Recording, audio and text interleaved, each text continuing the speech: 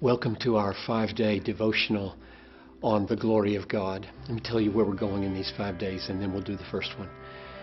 We want to talk about why God created us. Secondly, we want to talk tomorrow about our failure to live up to why He created us.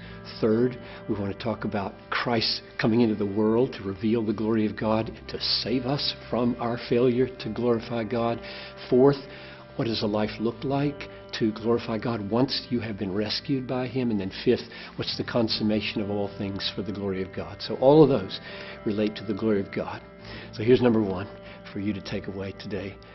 God created us for His glory. This is Isaiah 43, verse 7. Bring my sons from afar, my daughters from the ends of the earth, everyone whom I created for my glory. Which doesn't mean that He created us to increase His glory, but to display and to offer His glory to us as a gift for our enjoyment.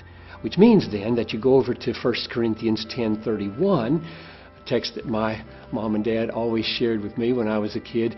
Johnny, whether you eat or drink or whatever you do, do all to the glory of God. So now we have His purpose. God creates us for His glory, that is to magnify it, display it, make it look great.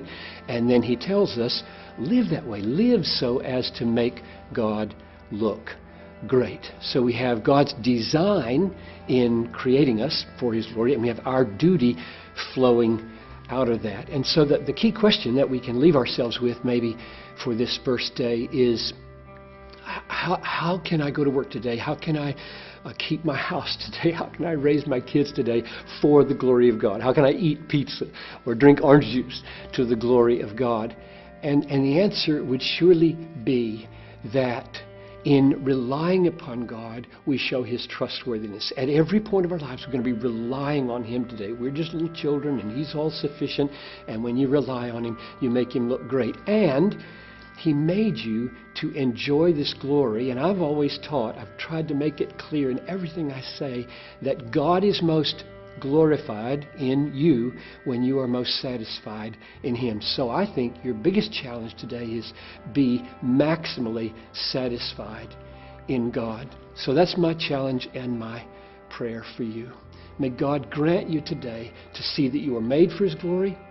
May He grant you to see that that's your ultimate, deepest duty, is to live so as to make Him look glorious, and that the central core way to do that is to fight for maximum satisfaction in His glory, so that that weans you off of other sinful satisfactions.